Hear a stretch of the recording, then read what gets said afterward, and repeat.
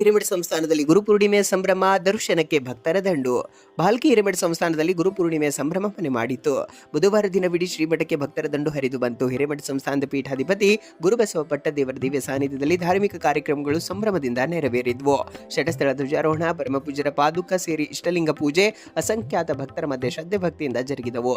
ಕರ್ನಾಟಕ ಅಲ್ಲದೆ ಮಹಾರಾಷ್ಟ್ರ, ತೆಲಂಗಾಣ ರಾಜ್ಯದ ವಿವಿಧ ಭಾಗಗಳಿಂದ ಸಾವಿರಾರು ಸಂಖ್ಯೆಯಲ್ಲಿ ಭಕ್ತರು ಆಗಮಿಸಿ ಪರಮಪೂಜ್ಯರಿಗೆ ಗೌರವ ಸಲ್ಲಿಸಿ ಆಶೀರ್ವಾದ ಪಡೆದುಕೊಂಡರು. ಗುರುಪೂರ್ಣಿಮೆ ದಿವ್ಯ ಸಾನ್ನಿಧ್ಯ ವಹಿಸಿದ ಪೀಠಾಧಿಪತಿ ಗುರುಬಸವ ಪಟ್ಟದೇವರು ಮಾತನಾಡಿ, ನಾವೆಲ್ಲರೂ ಬಸವಗುರುವಿನ ಮಾರ್ಗದಲ್ಲಿ ಮುಂದೆ ಸಾಗಬೇಕು. ಪ್ರತಿನಿತ್ಯ ಲಿಂಗ ಪೂಜೆ, ವಚನ ಪಠಣ, ಅನುಭವ ಮತ್ತು ಸತ್ಯಶುದ್ಧ ಕಾಯಕ ದಾಸೋಹ ಈ ಮೌಲ್ಯಗಳನ್ನು ಅಳವಡಿಸಿಕೊಂಡ್ರೆ ನಮ್ಮ ಜೀವನ ಸಂತೃಪ್ತ ಜೀವನವಾಗುತ್ತದೆ ಎಂದು ನುಡಿದರು. ಸಮ್ಮುಖ ವಹಿಸಿದ ಬಸವಲಿಂಗ ಸ್ವಾಮೀಜಿ ಮಾತನಾಡಿ, ಭಾಲ್ಕಿ ಶ್ರೀಗಳು ಮಾಡುತ್ತಿರುವ ಸಮಾಜೋಧಾರ್ಮಿಕ ಸೇವಾ ಕಾರ್ಯಗಳು ನಿಜಕ್ಕೂ ಬಸವಾದಿ ಶರಣರ ತತ್ವಾಚರಣೆಗಳೇ ಆಗಿವೆ. ಈ ಭಾಗದ ಸಮಗ್ರ ಅಭಿವೃದ್ಧಿಗೆ ಪೂಜ್ಯರು ನಿರಂತರವಾಗಿ ಶ್ರಮಿಸುತ್ತಿದ್ದಾರೆ. ಅವರ ಸಂಕಲ್ಪಗಳನ್ನು ಸಾಕಾರಗೊಳಿಸಲು ಪರಮಪೂಜ್ಯ ಗುರುಬಸವ ಪಟ್ಟದೇವರು ಅವಿಶ್ರಾಂತವಾಗಿ ದುಡಿಯುತ್ತಿದ್ದಾರೆ. ಇಂತಹ ಪೂಜ್ಯರು ದೊರೆತಿರುವುದು ಶ್ರೀಮಠದ ಸದ್ಭಕ್ತರ ಭಾಗ್ಯವಾಗಿದೆ ಎಂದು ನುಡಿದರು.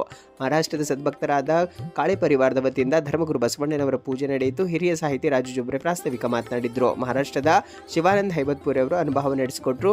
ನೂರಾರು ಜನ ಸದ್ಭಕ್ತರು ಇಷ್ಟಲಿಂಗ ಪಡೆದುಕೊಂಡು ಆಗಮಿಸಿದ ಭಕ್ತರಿಗೆ ಶ್ರೀಮಠದಲ್ಲಿ ಪ್ರಸಾದ ವ್ಯವಸ್ಥೆ ಕೈಗೊಳ್ಳಲಾಗಿತ್ತು.